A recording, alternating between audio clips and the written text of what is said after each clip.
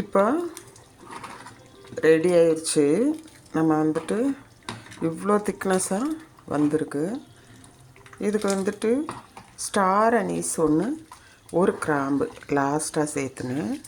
கொஞ்சம் மறுபடியும் கருவேப்பிலையும் புதினாவும் லைட்டாக ஒரு ஈக் மட்டும் ஆட் பண்ணேன். எவ்வளோ திக்கனிங்க, சூப்பராக இருக்குது. இது வந்து கடையில் வைக்கிற சால்னா டைப்பு. ஆனால் இது எங்கள் அம்மா பாட்டிலாம் செய்கிறது. இப்போ நான் உங்களுக்கு செய்து காமிச்சிருக்கேன். ரொம்ப ரொம்ப ஆல் டைம் ஃபேவரட் எங்களோடது. ஆனால் செய்து ரொம்ப நாள் ஆச்சு. சரி செய்யலான்ட்டு. எந்த காயும் தேவையில்லை. நல்ல நாட்டு தக்காளி பழுத்தது 3, 4 பெரிய வெங்காயம், அவ்வளோதான். உங்களுக்கு பச்சை மிளகா பிடிக்குன்னா 4 கீரி போட்டால் பயங்கர டேஸ்ட்டாக இருக்கும்.